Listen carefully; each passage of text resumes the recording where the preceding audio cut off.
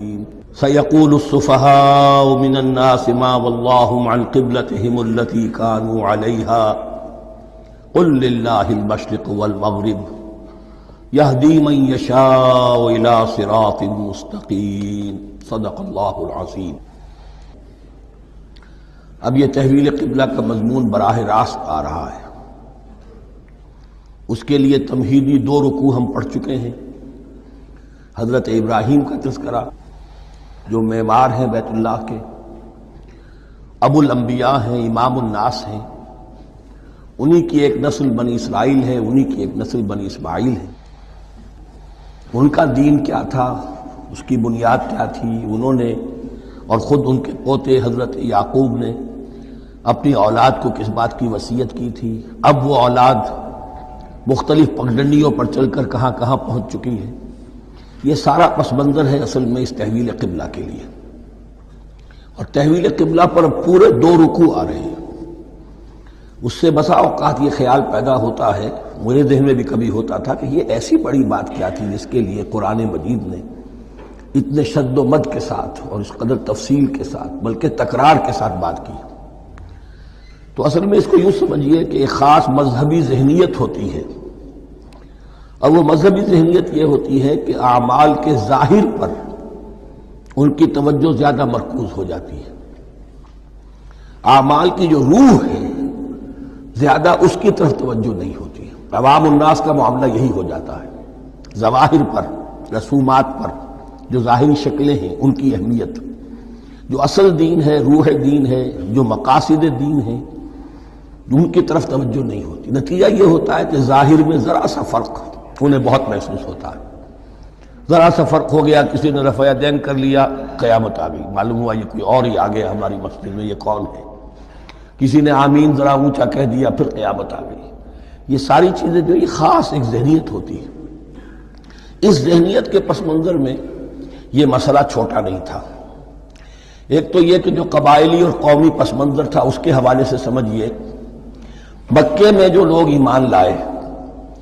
ظاہر بات ہے ان سب کو عقیدت تھی خانہ کعبہ کے ساتھ، خود حضور کو تھی۔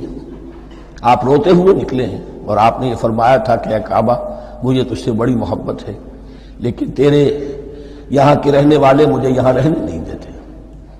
پھر یہ کہ وہ جو عقیدت اور محبت تھی وہ تمام اور مسلمانوں کے دلوں میں بھی تھی۔ مدینے میں آ کر آپ نے رخ بدل دیا۔ جب تک مکے میں تھے معلوم ہوتا ہے کہ حضور جب کھڑے ہوتے تھے نماز کے لیے تو آپ اس طرح کھڑے ہوتے تھے کہ بیک وقت استقبال قبلتین ہو جاتا تھا، یعنی جو جنوبی دیوار ہے ایک طرف وہ کونا ہے جس میں حجر اسود ہے، اور دوسری طرف وہ یمانی ہے، رکن یمانی جو یمن کی طرف ہے، جنوب کی طرف ہے۔ ادھر کوئی شخص کھڑا ہوگا اور وہیں پر انہی کے درمیان جو ہے جب طواف کیا جاتا ہے تو دعا مانگی جاتی ہے، ربنا آتنا فی الدنیا حسنۃ وفی الآخرۃ حسنۃ وقنا عذاب النار۔ باقی پورے طواف میں آپ جو چاہیں دعا مانگے، لیکن یہاں یہ دعا ہے خاص۔ اب اگر کوئی شخص ادھر کھڑا ہو کر نماز پڑھ رہا ہے تو کعبہ تو سامنے ہے ہی، ٹھیک سیت میں یروشلم بھی ہے۔ استقبال القبلتین، ایک ہی وقت میں 2 قبلوں کی طرف رخ ہو گیا۔ مدینہ میں آ کر معاملہ بدل گیا، مدینہ درمیان میں ہے، مکہ مکرمہ اس کے جنوب میں ہے اور یروشلم اس کے شمال میں ہے۔ اب جنوب کی طرف رخ کریں گے تو پیٹھ ہوگی یروشلم کی طرف، یروشلم کی طرف رخ کریں گے تو پیٹھ ہوگی کعبے کی طرف۔ اس میں امتحان ہو گیا ان لوگوں کا جو ایمان لائے تھے کہ آیا وہ محمد الرسول اللہ صلی اللہ علیہ وسلم کے فرمان کی پیروی کرتے ہیں یا اپنی پرانی عقیدتوں اور اپنی پرانی جو روایات ہیں ان کو زیادہ اہمیت دیتے ہیں۔ اللہ کا شکر ہے جو لوگ مکے سے آئے تھے ان کی اتنی تربیت ہو چکی تھی کہ ان میں سے کسی کے لیے کوئی مسئلہ پیدا نہیں ہوا۔ اقبال کا وہ مصرع پھر سنا رہا ہوں، بمصطفیٰ برساں خیش را کے دی ہموست اگر بہو نہ رسیدی تمام بولا بیست۔ حالانکہ قرآن مجید میں کہیں منقول نہیں ہے کہ اللہ نے حکم دیا تھا، ہو سکتا ہے اللہ نے حضور کو وحی خفی کے ذریعے سے حکم دیا ہو، لیکن وحی جلی میں کہیں نہیں ہے کہ آپ کو حکم دیا گیا ہو کہ اب یروشلم کی طرف رخ کر کے نماز پڑھیے۔ یہ امتحان ہو گیا کہ رسول کا اتباع کتنا کچھ ہے۔ اب جب یہ حکم آیا، اب امتحان ہو گیا جو مدینے میں رہنے والے جو ایمان لائے تھے ان کا، اس لیے کہ یہاں یہودی بھی تھے، بعض ان میں سے ایمان لائے، عبداللہ ابن سلام رضی اللہ تعالیٰ عنہ تھے، ان کو علماء میں سے تھے، لیکن جو اور دوسرے لوگ تھے وہ بھی زیر اثر تھے یہود کے علماء کے، ان کے دل میں بھی یروشلم کی عظمت تھی۔ اب جب انہیں رخ کرنا پڑا تو یہ ان کے ایمان کا امتحان ہو گیا۔ تو یہ بڑا امتحان تھا اس میں کہ جو سب کے لیے مثبت تھا، اور مسلمانوں میں سے بعض لوگوں کے دلوں میں یہ خیال بھی پیدا ہوا ہوگا اگر اصل قبلہ یہ تھا تو ہم نے اب تک جو نمازیں پڑھی ہیں وہ تو پھر ہم نے غلط رخ پر پڑھی، ہماری اتنی سالوں کی کسی کو ایمان لائے ہوئے 10 برس ہو گئے، ہماری ان نمازوں کا کیا بنے گا؟ وہ نمازیں ضائع ہو گئیں تو نماز تو ایمان کا رکن رکین ہے، تو بڑی تشویش پیدا ہو گئی۔ اس کے ساتھ ہی ایک مسئلہ یہ پیدا ہوا سیاسی اعتبار سے کہ یہود اب تک تو یہ سمجھ رہے تھے کہ حضور نے اور مسلمانوں نے ہمارا قبلہ اختیار کر لیا ہے، تو گویا کہ ہمارے کیمپ فالوورز ہیں، ہمارا تو انہوں نے اتباع کیا ہے، لہذا ہمیں کوئی خاص اندیشہ نہیں ان کی طرف سے۔ لیکن اب جب قبلہ بدل گیا تو ان کے کان کھڑے ہو گئے کہ یہ تو پھر کوئی نئی اب ملت ہے اور نئی امت کی تشکیل ہو رہی ہے، لہذا ان کی طرف سے مخالفت جو تھی اس کے اندر شدت زیادہ پیدا ہو گئی۔ یہ سارے مضامین تھے کہ جو یہاں پر زیر بحث آ رہے ہیں۔ سَيَقُولُ السُّفَهَاءُ مِنَ النَّاسِ، بہت غیر معمولی ہے اس کا آغاز ہی اس آیت کا۔ ان قریب کہیں گے لوگوں میں سے احمق اور بے وقوف لوگ، ما وَاللَّهُ مَنْ قِبْلَتِهِمُ الَّتِي كَانُوا عَلَيْهَا، کس چیز نے پھیر دیا انہیں اس قبلے سے کہ جس پر یہ تھے، یعنی یہ 16 مہینے نماز پڑھی ہے بیت المقدس کی طرف رخ کر کے، یروشلم کی طرف، اب کس چیز نے پھیر دیا انہیں؟ قُلْ لِلَّهِ الْمَشْرِقُ وَالْمَغْرِبُ، دیکھیے وہی الفاظ جو 14ویں رکوع میں آئے تھے جو تمہید بن رہے تھے، کہہ دیجئے کہ اللہ ہی کے لیے ہے مشرق اور مغرب۔ گویا کہ شمال اور جنوب، مشرق و مغرب، شمال و جنوب، محاورے میں مشرق و مغرب زیادہ استعمال ہوتا ہے، سب اللہ کے ہیں، اللہ کسی سمت میں محدود نہیں ہے۔ یہدی من یشاء الی صراط مستقیم، وہ جس کو چاہتا ہے سیدھے راستے کی طرف ہدایت دے دیتا ہے۔ وَكَذَلِكَ جَعَلْنَاكُمْ، اب یہ خاص بات کہی جا رہی ہے، اے مسلمانوں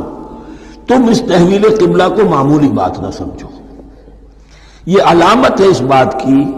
کہ اب تمہیں وہ حیثیت حاصل ہو گئی۔ وَكَذَلِكَ جَعَلْنَاكُمْ أُمَّةً وَسَطًا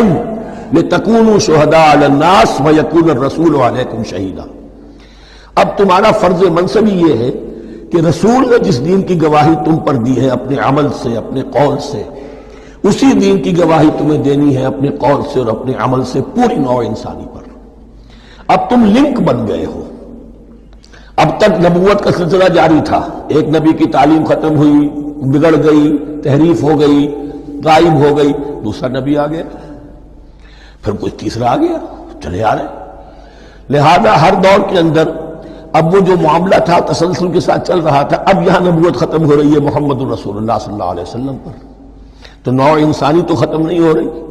ابھی قیامت تو نہیں آئی ہے، اب آگے لوگوں کو تبلیغ کرنا، ان تک دین پہنچانا، ان پر حجت قائم کرنا، ان کا احقاق حق پر ابطال باطل کا فریضہ سر انجام دینا، یہ کون کرے گا؟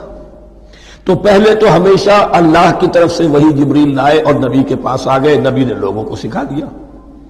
اب یہ کہ اللہ سے جبریل لائے محمد کے پاس، محمد نے سکھایا تمہیں، اور تمہیں سکھانا ہے پوری نوع انسانی کو، تو تم اب وہ درمیانی لنک ہو۔ وَكَذَلِكَ جَعَلْنَاكُمْ أُمَّةً وَسَطًا لِتَكُونُوا شُهَدَاءَ عَلَى النَّاسِ وَيَكُونَ الرَّسُولُ عَلَيْكُمْ شَهِيدًا، یہ مضمون زیادہ کھلے گا چل کر سورہ حج کی آخری آیات میں۔ اسی طرح سے مراد یہ ہے تحویل قبلہ ایک مظہر ہے اس کا، اس سے اب تم اپنی ذمہ داریوں کا اندازہ کرو، صرف خوشیاں نہ مناؤ، جشن نہ مناؤ، بلکہ یہ کہ یہ ایک بہت بڑی ذمہ داری کا بوجھ ہے جو تم پر آ گیا۔ کبھی ہم نے اپنے بندے محمد کے کاندھوں پر جب یہ بوجھ رکھا تھا تو ان سے بھی کہا تھا صلی اللہ علیہ وسلم، اِنَّا سَنُلْقِي عَلَيْكَ قَوْلًا ثَقِيلًا، اے نبی ہم آپ پر ایک بھاری بات ڈالنے والے ہیں، وہی بھاری بات بہت بڑے پیمانے پر اب تمہارے کندھوں پر آ گئی ہے۔ وَكَذَلِكَ جَعَلْنَاكُمْ أُمَّةً وَسَطًا لِتَكُونُوا شُهَدَاءَ عَلَى النَّاسِ وَيَكُونَ الرَّسُولُ عَلَيْكُمْ شَهِيدًا وَمَا جَعَلْنَا الْقِبْلَةَ الَّتِي كُنْتَ عَلَيْهَا، اور ہم نے نہیں قرار دیا تھا اس قبلے کو جس پر کہ اے نبی آپ پہلے تھے۔ یعنی یہ دو طرح کی بات ہو سکتی ہے، وہی خفی سے اللہ نے فرمایا ہو کہ اے محمد اب کچھ عرصے کے لیے یروشلم کی طرف رخ کر کے نماز پڑھو، وہی جلی میں نہیں ہے، اور یہ بھی ہو سکتا ہے یہ حضور کا اجتہاد ہو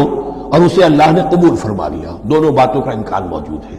حضور کے اجتہاد پر اگر اللہ کی طرف سے نفی نہ آئے تو وہ گویا اللہ کی طرف سے۔ وَمَا جَعَلْنَا الْقِبْلَةَ الَّتِي كُنْتَ عَلَيْهَا إِلَّا لِنَعْلَمَ مَن يَتَّبِعُ الرَّسُولَ وَمِمَّن يَنقَلِبُ عَلَىٰ عَقِبَيْهِ، اور نہیں ٹھہرایا تھا ہم نے اس قبلے کو جس پر کہ آپ رہے ہیں مگر یہ جاننے کے لیے کہ کون ہے، یہ ظاہر کرنے کے لیے کہ کون ہے کہ جو اتباع کرتے ہیں رسول کا صلی اللہ علیہ وسلم، اور وہ کون ہے کہ جو اپنی ایڑیوں کے بل لوٹ جاتے ہیں۔ یعنی مدینے میں آ کر اگر کوئی مکے کا مسلمان کہتا صاحب یہ قبلہ مجھے قبول نہیں ہے، وہ واپس ہو جاتا، ایسا ہوا نہیں۔ اور اب جب مکے کی طرف رخ ہو گیا ہے تو کوئی انصار میں سے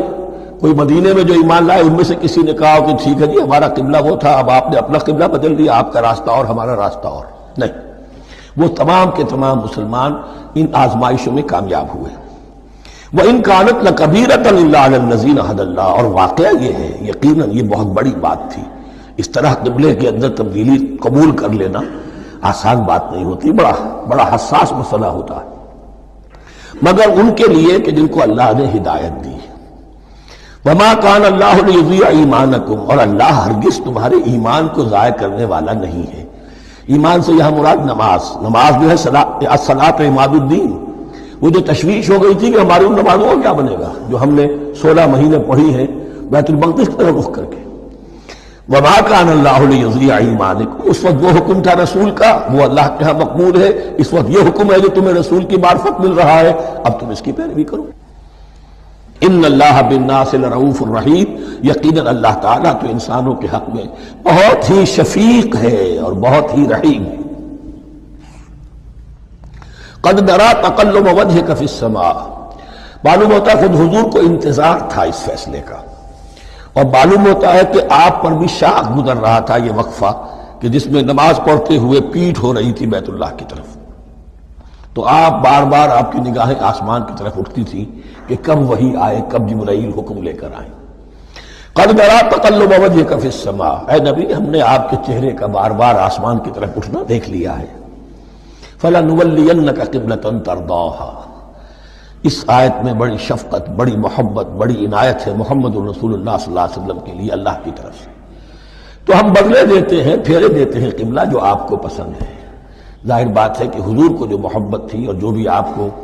ایک رشتہ قلبی تھا بیت اللہ کے ساتھ، فَلَنُوَلِّيَنَّكَ قِبْلَةً تَرْضَاهَا، ہم بدلے دیتے ہیں، بدل دیں گے قبلہ اسی طرف جو آپ کو پسند ہے۔ فَوَلِّ وَجْهَكَ شَطْرَ الْمَسْجِدِ الْحَرَامِ، تو بس اب پھیر دیجئے اپنے رخ کو مسجد حرام کے رخ پر۔ وَحَيْثُ مَا كُنْتُمْ، اور مسلمانوں جہاں کہیں بھی تم ہو، مدینے میں ہو یا کہیں اور ہو، مغرب میں ہو، شمال میں ہو، جنوب میں ہو، کہیں ہو، فَوَلُّوا وُجُوهَكُمْ شَطْرَهُ، تو اپنا چہرہ نماز میں اسی کے رخ پر پھیرو۔ وَإِنَّ الَّذِينَ أُوتُوا الْكِتَابَ لَيَعْلَمُونَ أَنَّهُ الْحَقُّ مِنْ رَبِّهِمْ، اور جن لوگوں کو کتاب دی گئی تھی وہ جانتے ہیں کہ یہ حق ہے ان کے پروردگار کی طرف سے۔ تورات میں بھی یہ مذکور تھا کہ اصل قبلہ ابراہیمی وہی تھا، اس لیے کہ یروشلم تو تعمیر کیا ہے حضرت ابراہیم سے کوئی 1000 سال کے بعد حضرت سلیمان نے۔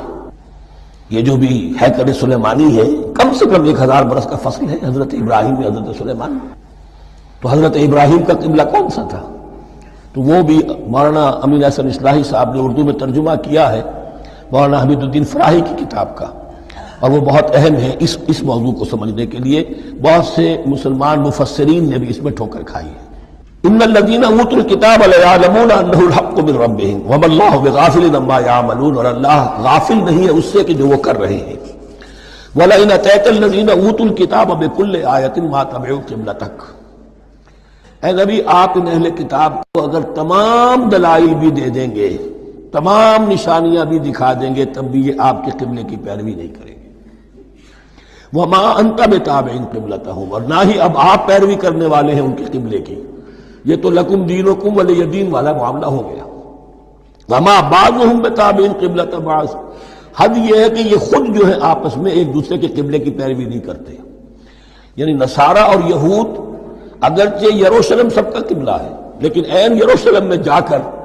جو یہودی ہیں وہ مغربی گوشے کو اختیار کرتے تھے، مغرب کی طرف رخ کرتے تھے ہیکل سلیمانی میں، اور جو نصارہ ہے وہ مشرق کی طرف، اس لیے کہ حضرت مریم سلام علیہا نے جو اعتکاف کیا تھا مکاناً شرقیہ، وہ جو مکان تھا ان کا جہاں اعتکاف تھا، جہاں فرشتہ ان کے پاس آیا ہے، وہ ہیکل کے کسی شرقی گوشے میں تھا، تو انہوں نے عیسائیوں نے اسی کو اپنا شرقی گوشے کو قبلہ بنا لیا۔ وَلَئِنِ اتَّبَعْتَ أَهْوَاءَهُمْ، اور اے نبی اگر بالفرض آپ نے ان کی خواہشات کی پیروی کی، من بعد ما جاءك من العلم، اس کے بعد کہ آپ کے پاس العلم صحیح علم آ چکا ہے، إِنَّكَ إِذًا لَّمِنَ الظَّالِمِينَ، تو آپ بھی پھر ظلم کرنے والوں میں سے ہو جائیں گے، معاذ اللہ۔ الذین آتیناہم الکتاب یعرفونہ کما یعرفون ابناءہم، جن لوگوں کو ہم نے کتاب دی یعنی تورات اور انجیل کے جو صحیح ماننے والے ہیں، یہ نکتہ یہاں نوٹ کر لیجئے، تورات اور انجیل کے ماننے والوں میں سے غلط کاروں کے لیے مجہول کا صیغہ آتا ہے، اوتوا الکتابہ، جنہیں کتاب دی گئی تھی، اور جو ان میں سے ٹھیک تھے، صحیح رخ پر تھے، ان کے لیے معروف کا صیغہ ہوتا ہے جنہیں کتاب ہم نے دی تھی۔ یہ انداز جو ہے معروف اور مجہول کا، یہ آپ دیکھیں گے کہ فرق ہوگا، جہاں ان کی کسی غلط بات کا تذکرہ ہوگا الذین اوتوا الکتاب، اور جہاں اچھی بات کا تو وہاں یہ کہ جو آتیناہم الکتاب، الذین آتیناہم الکتاب یعرفونہ کما یعرفون ابناءہم، وہ ایسے ہی پہچانتے ہیں اس کو۔ ہو کی ضمیر قبلے کی طرف بھی ہے، اور ہو کی ضمیر محمد الرسول اللہ کی طرف بھی ہے، ہو کی ضمیر قرآن کی طرف بھی ہے، ایسے پہچانتے ہیں جیسے اپنے بیٹوں کو۔ وَإِنَّ فَرِيقًا مِّنْهُمْ، اور یقیناً ان میں سے ایک گروہ وہ ہے لَيَكْتُمُونَ الْحَقَّ وَهُمْ يَعْلَمُونَ، جو جانتے بوجھتے حق کو چھپاتے ہیں۔ الحق من ربک، یہ حق ہے آپ کے رب کی طرف سے، فلا تکونن من الممترین، تو آپ ہرگز نہ بنے شک کرنے والوں میں۔ یہ حضور سے خطاب ہو رہا ہے، اور حضور کی وساطت سے اصل میں ہر مسلمان سے خطاب ہو رہا ہے۔ یہ بات ان سے کہی جا رہی ہے کہ اس میں کوئی شک اپنے پاس مت آنے دو، یہ تو حق ہے تمہارے پروردگار کی طرف سے۔